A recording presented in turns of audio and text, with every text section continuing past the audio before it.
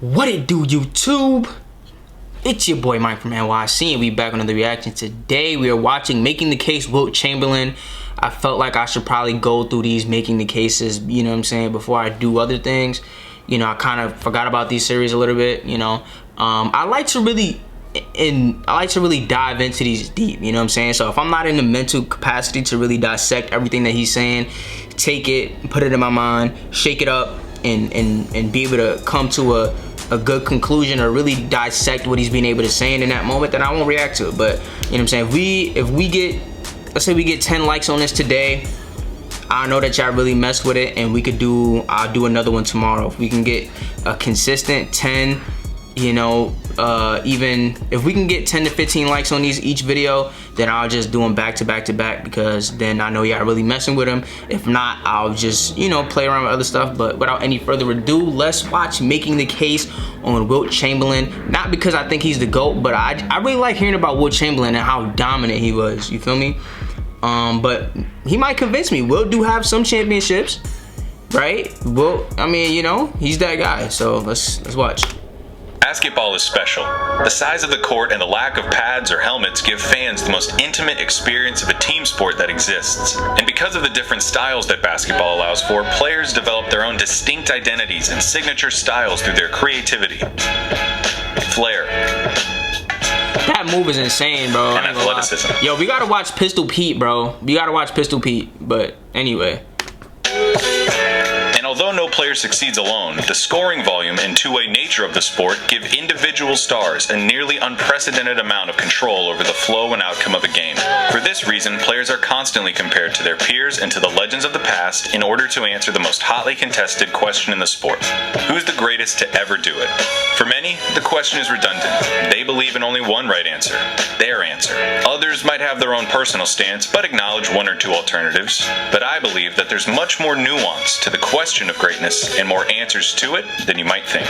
By my count, there are 8 players in NBA history that have a substantial claim as the GOAT. It's a subjective thing, though. I can't give you a definitive answer. All I can do is make the argument. So today, I'll be making the case for Wilt Chamberlain as the greatest basketball player of all time. Yeah.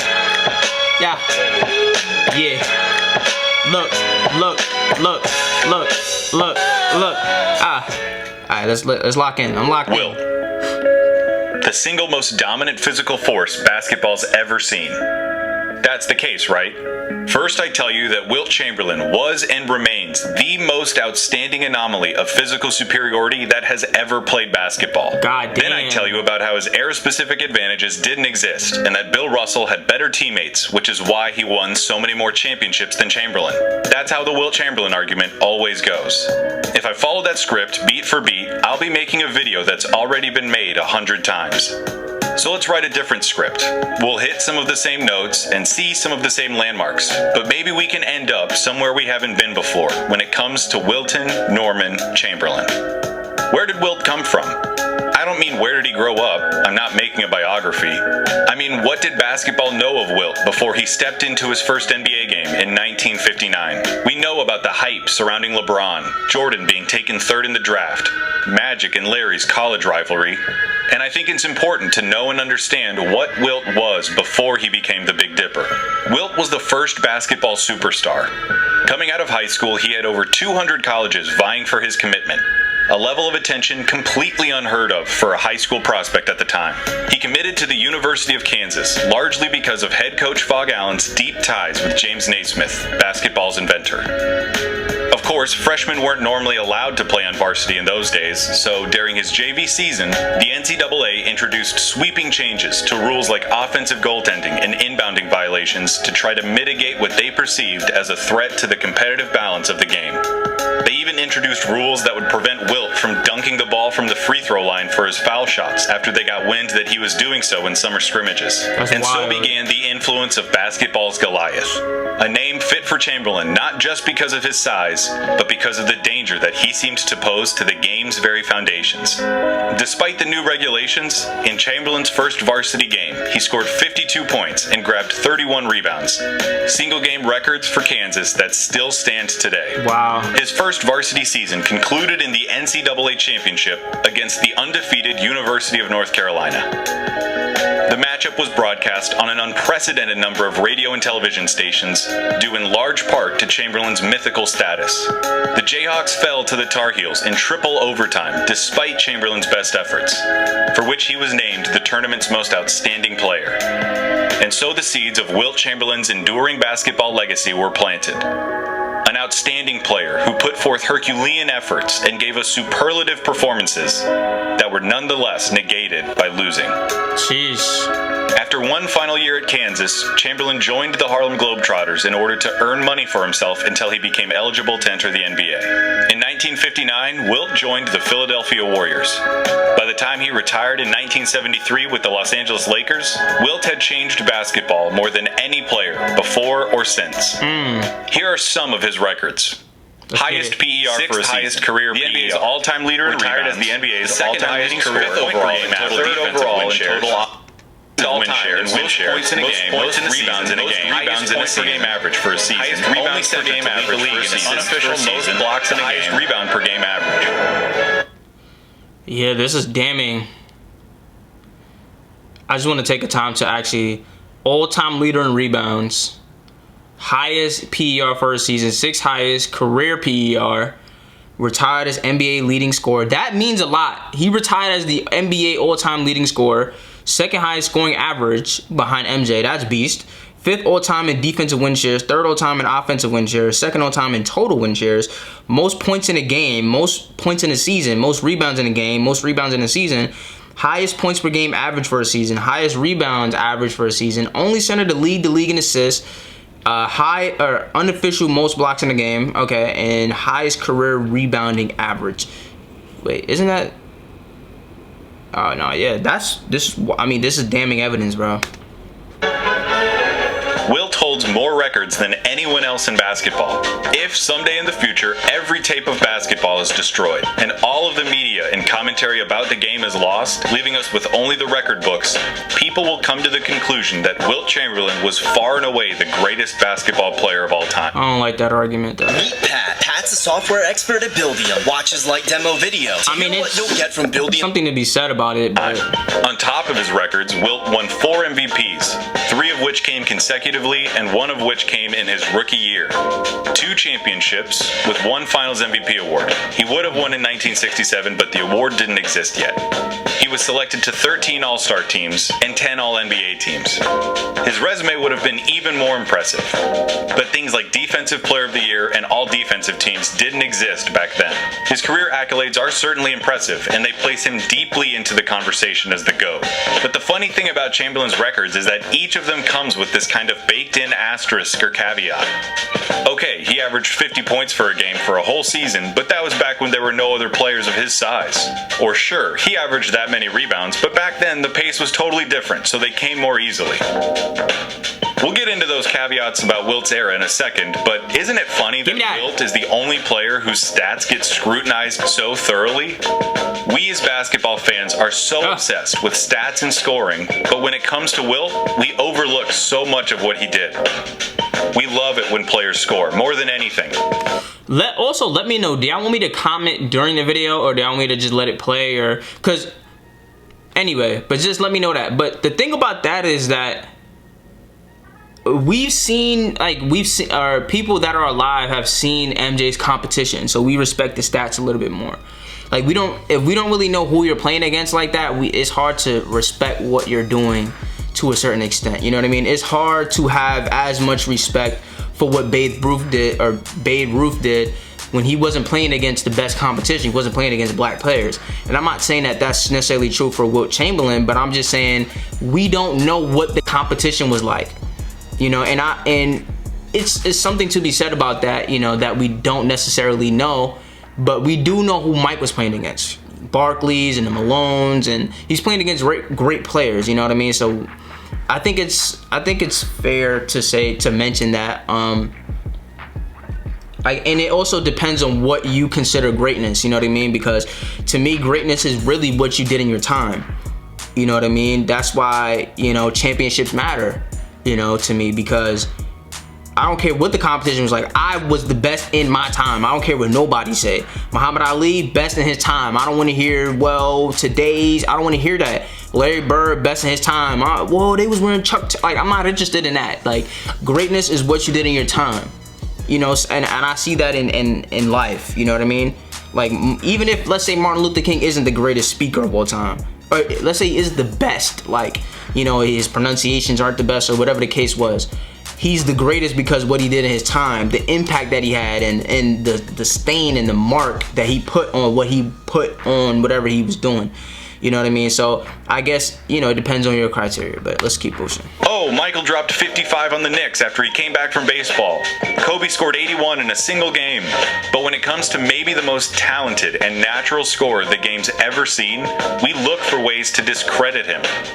He dominates the tops of the records so often that I think we've developed a sort of mental filter where we ignore his name and look at everyone else's. For so many of the players that have a case as the GOAT, oh my gosh, I find myself having to justify the fact that they don't have the best stats of all time. But with Wilt, I find myself having to justify his stats because they're too good. To understand how he was able to achieve such eye-popping stats, let's talk about what a superhuman athlete he was. While he was at Kansas, Wilt was a superb track and field athlete. He excelled at a number of short-distance sprinting events, competed in the shot put and triple jump, and won the Big 8 conference in high jump every year he attended Kansas. Arnold Schwarzenegger once described working out with Wilt Chamberlain. Wilt Chamberlain. You trained with Wilt Chamberlain? Yeah, Wilt Chamberlain would be in the gym, but we eventually ended up doing a movie together. Yeah, Conan. Conan the Destroyer, exactly. Yeah. But yeah, I was a big fan of his because he came to the gym and he would do a tricep extension that, like, the big guys, the strongest guys, would do, let's say, 120 pounds, let's say, tricep extension, pulling down, right? He would come and he would do 150, 170 pounds, Wilt Chamberlain. That's how strong he was. They always said he was by far the strongest person who's ever played the NBA. Absolutely. I mean, I remember that he lifted me up like with one arm like nothing. Along with Jim Thorpe, Wilt Chamberlain was the preeminent athletic talent of the 20th century at over 7 feet tall. Had Chamberlain lived in another time, they would have built statues and temples to him. And on top of all of it, he was a tremendous passer and led the league in assists in 1968. That season, he finished with 702 assists, just 2 fewer than Ricky Rubio's ever racked up in a single season. As far as his basketball skill set, Wilt's biggest flaw was his infamous free throw shooting. Definitely a deficiency, but not one that I think mars his overall prowess. Some of his success and records surely came from the era that he played in. Basketball was dramatically different in the 60s and early 70s when Wilt was playing. Back then, there were more field goal attempts, which resulted in more points and available rebounds. And back then, the average player wasn't nearly as athletic as the average player today. Sure, there were other big centers like Walt Bellamy and some others, but Wilt was decades ahead athletically and had an advantage in nearly every game because of that. So that's it, right?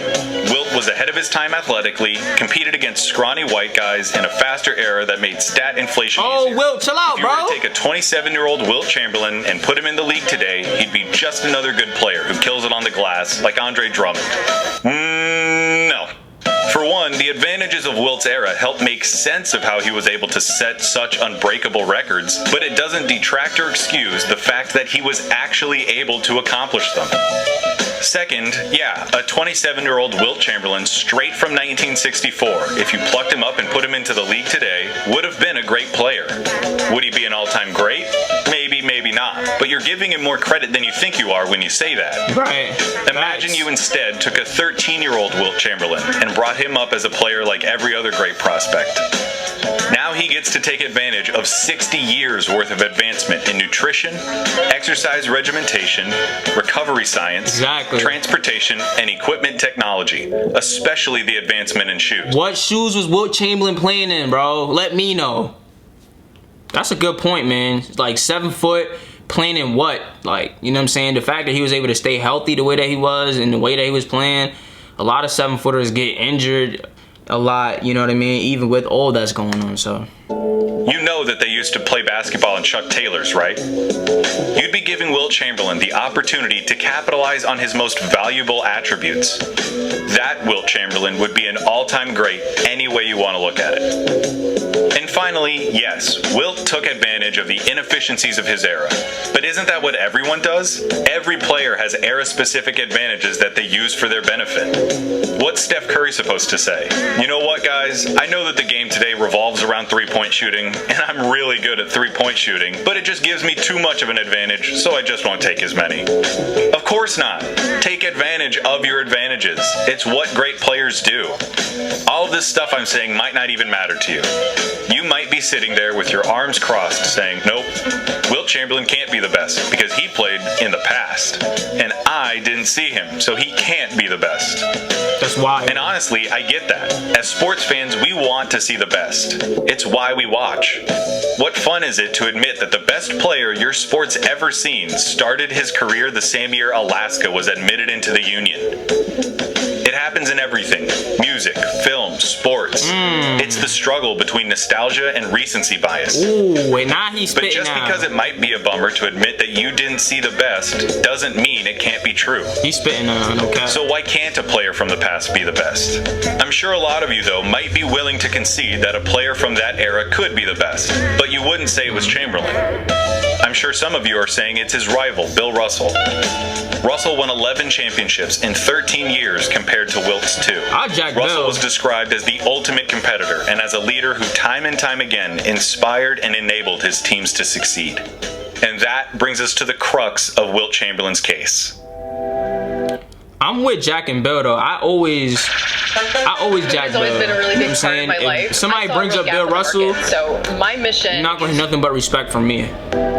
History says that Wilt was the ultimate athletic specimen who excelled in every physical sense, but who had a critical lack of killer instinct.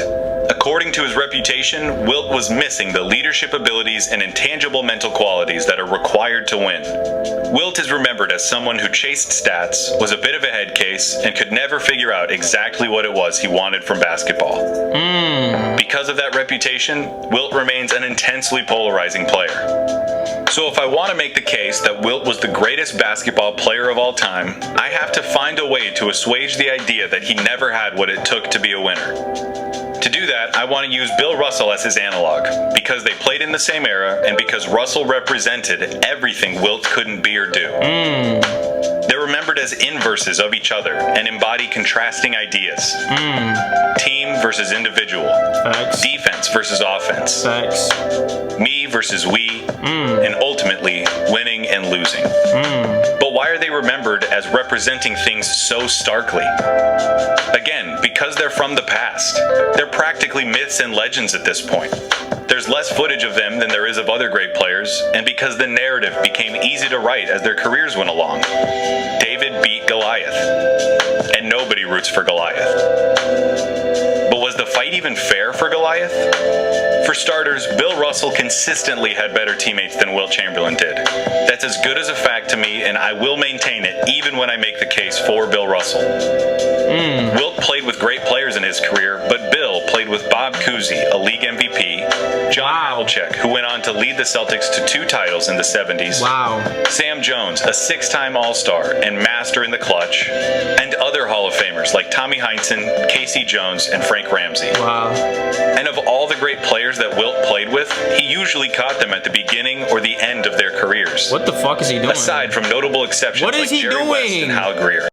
Obviously, it's easier to be a better teammate when you have a better team, but I think that the most important factor that Russell benefited from, even more than his teammates, was the leadership afforded to him by his head coach, Red Auerbach. Red was one of the most forward-thinking minds to pass through the NBA and is still on the Mount Rushmore of head coaches. Of the Celtics' 17 championships, Auerbach was a pivotal piece in 16 of them, either as Boston's coach, general manager, or president. He drafted Chuck Cooper, the first African-American, into the NBA and hired the first black NBA head coach in Bill Russell. Red was an intense, competitive coach who adapted his methods to suit his players. In his own words, if you have some great potential players, there are 2 things. 1, you help make them great. 2, you devise a method of play that is suitable to their talent. And that's the thing that I think Wilt lacked more than anything. A coach who could lead him, tell him what to do and how to do it. Wilt was a prideful guy, and he cared about what people thought about him, which is one of the most natural and human things to care about. Of course, the thing that most people knew Wilt Chamberlain from was basketball, and as a basketball player, Wilt was constantly ridiculed by the media for not winning championships every single year. As he began to develop this reputation of a loser, he started scoring more points so that he could say, well, look, I scored all these points, I got all these rebounds, I did my job. And so he became known as a selfish scorer. And what did he do? He led the league in assists. What do you think people said about him then? That he was stat obsessed. And so goes the legacy of Wilt Chamberlain. Wilt needed a coach who could help him channel all of his abilities into a winning style of play. No different from guys like Kobe or Michael. Facts. I'd argue that if Wilt had played for a great coach like Red Auerbach for his entire career, he would have experienced every modicum of success that Bill Russell did. I promise I didn't just pull that theory out of my ass. I'm arguing that because it happened twice. The 2 seasons that Wilt won it all, 1967 and 1972, were marked by the influence of outstanding coaches on Wilt's game. Alex Hannum coached Wilt for 3 full seasons, in 1964 on the San Francisco Warriors, and in 1967 and 8 on the Philadelphia 76ers. When Hannum was hired by the Warriors in '64, he inherited a team that was beginning to unravel. The franchise had been sold during the season and relocated from Philadelphia to San Francisco, leading to the retirement of veteran scorers Paul Arizin and Tom Gola. As a result, Wilt shouldered the scoring burden and averaged 44 points and 24 rebounds a game, believing that doing so was the only way to keep the Warriors competitive. The effort was in vain, though, as the team lost over half their games and missed the playoffs. Damn, bitch. And so, Hannum went to work, changing the team's approach and trying to implement strategies that would lead to winning basketball. By May of that season, this was the headline in Sports Illustrated. The article describes Chamberlain as exactly the kind of player you would hope he could be. He was scoring less, depending on and trusting his teammates, was defending at a high level consistently, such a beautiful highlight. and doing all of the little things that led to the team's success. By all accounts, that change was due in no small part to Hannum's influence. Unlike every coach before him, Hannum had stood up to Chamberlain, and in doing so had earned the superstar's respect. When Hannum stressed the importance of team play and defensive intensity, Wilt listened. The result was a 17-game improvement from the year prior and a trip to the NBA Finals, all with a team that had barely changed in personnel.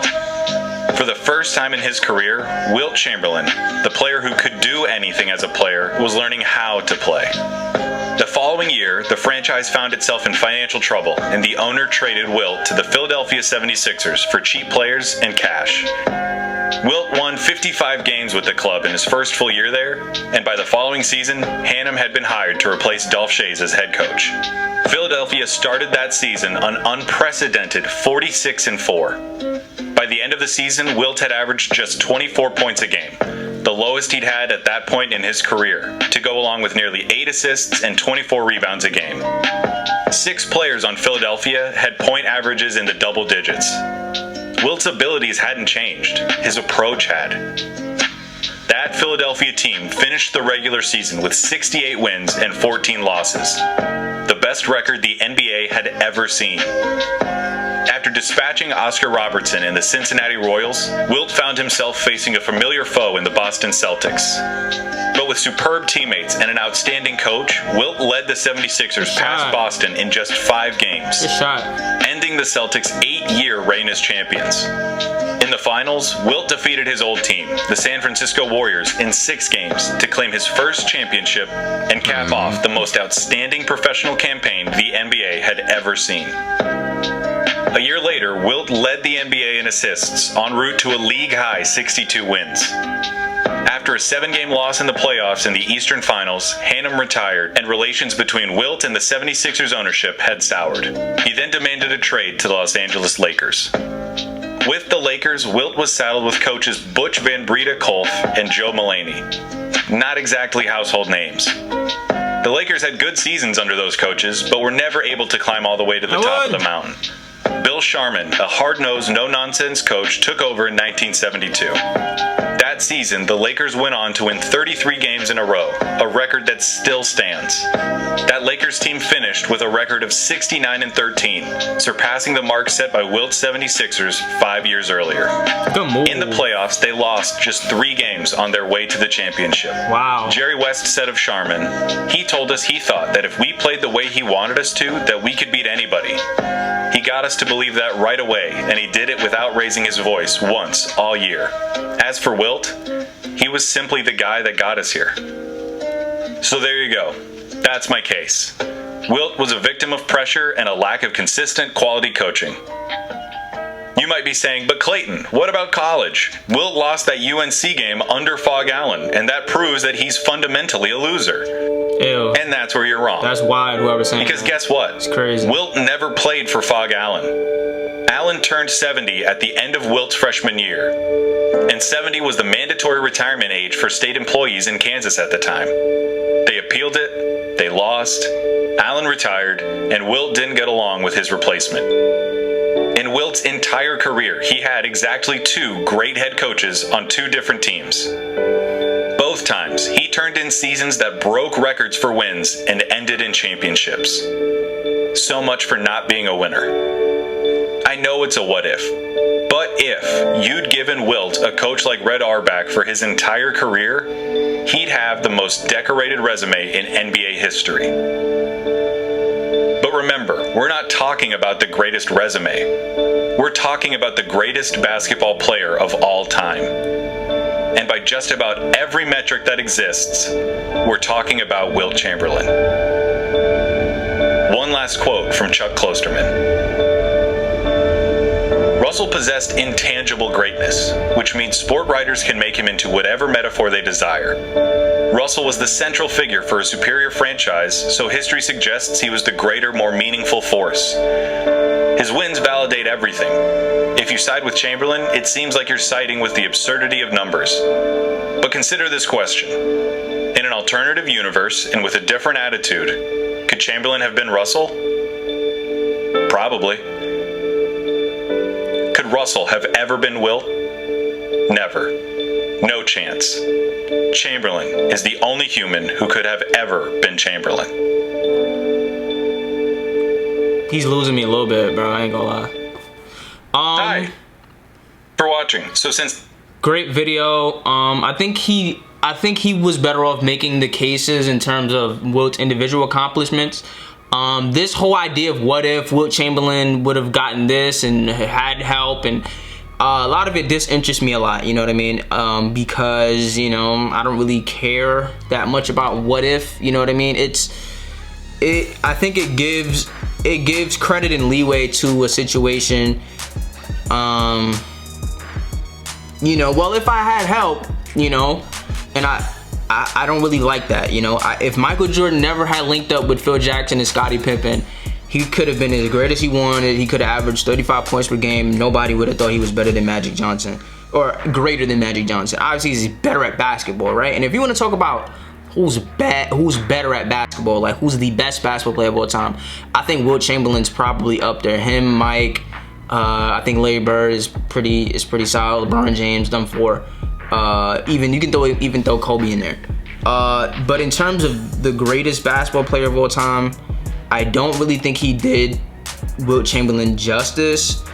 I see the lens he was trying to take, but from my personal opinion, greatness is not something that you can accomplish as an individual, right? So if I say Bill Russell's the greatest coach, or Bill Russell's the greatest player of all time, and you say, well, you know, he had great coach, he had great players, I would say that's a part of greatness. A part of greatness is being able to attract the people in your life that can push you to the next point of greatness. You know, there's this quote that says, if you want to go fast, go alone. Wilt went fast. But if you want to go far, go with a group of people. And Bill Russell went far. You know, and I do understand that there's things outside of our control, or that at least seem out of our control, in terms of, you know, the things that come into success, you know, like winning and, you know, having good teammates, having a good coach, having a good organization, you know, even being born in the right time. And I do understand all of that. But I think part of the magic that, at least to me, is understood about greatness is that, especially in basketball, maybe if you're talking about boxing, you're talking about golf, individual sports, tennis, you know, that's a whole different thing. But if you're talking about basketball, football, or sports like that, it's understood that, you know, you are going to need some help. You know, you do need certain things, and just because I got the help and you didn't doesn't make me less great. It adds to my greatness. You know, it's a part of greatness to have help, you know, and it's unfortunate, you know, but I think that's what adds to the magic of it. You know, we consider Michael Jordan the greatest player of all time because he got the help he needed, because he got Phil Jackson in, because he got Scottie Pippen.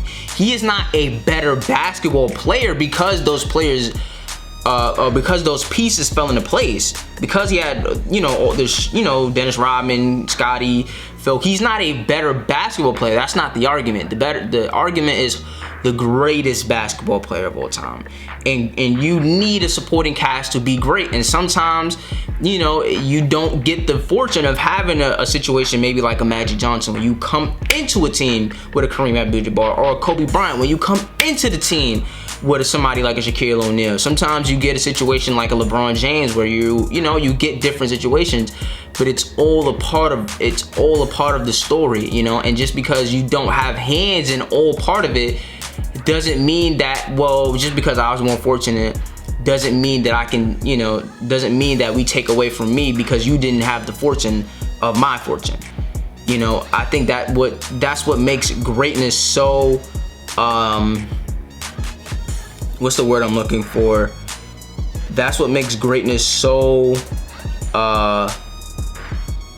it makes it so wonderful. It makes it so cool to think about. You know, it makes it so glorified, because nobody can be great by themselves. You know, nobody can be one of the greatest ever by themselves in basketball.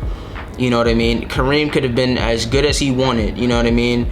But had he never linked up with Magic and won those 5 championships, nobody's considered him the GOAT. You know what I mean? Michael Jordan, probably the best basketball player ever. Like, the best. Like, you want to talk about just ability, scrap all of that other stuff I was talking about. You want to talk about best? Michael Jordan.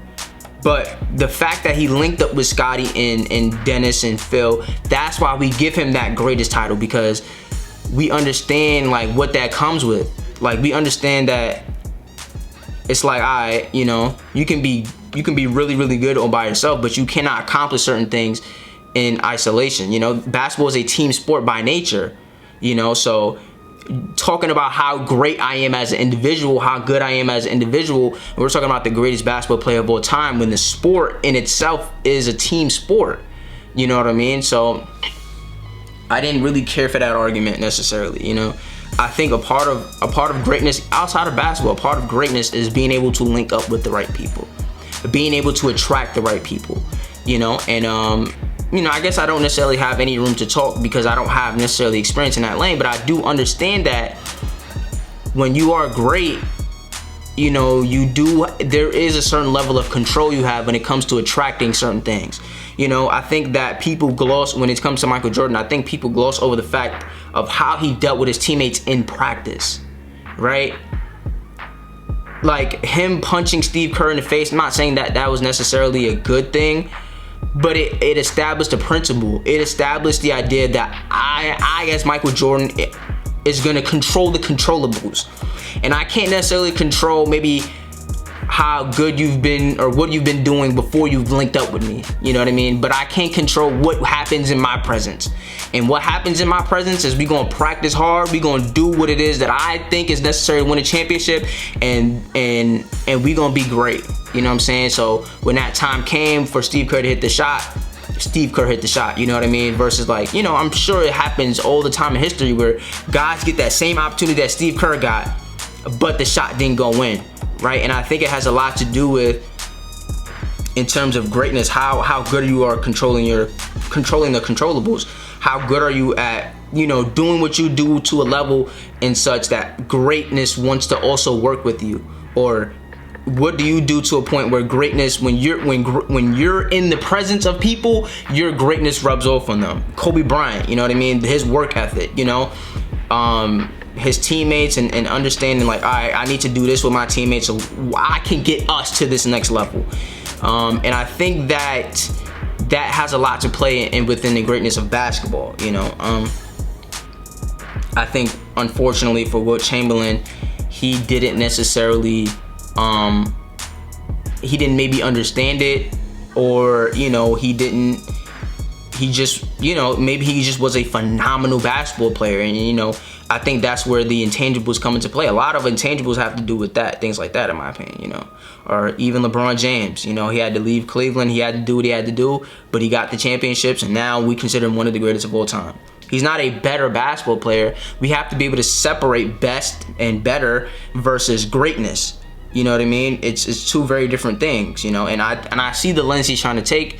Well, Wilt was always this player, but greatness comes with a certain level of at least what's perceived as uncontrollables, which is like the coaches and the culture, and all the other things that aren't necessarily direct correlation to basketball. But you've seen the greats, at least from what I understand, Michael Jordan and Kobe Bryant, or even like a LeBron James, or like a Larry Bird, like establishing some type of culture. Because when Michael Jordan came in, the Bulls were terrible. The Bulls were one of the worst franchises in the NBA at that time. One of the worst franchises, and I think that understanding that there's a blueprint that comes with that, in my opinion. There's a blueprint that comes with being able to create a culture of greatness. There's a blueprint that comes with, there's a blueprint that comes with being able to be one of the greatest teams, not only the greatest teams in the 96 Bulls, but the greatest organizations and the greatest players of all time. There's a principle, or there's a system that comes with that you can follow, and understanding that that's more controllable than you may think it is. I think that says more than we give credit for the things that are perceived as uncontrollable.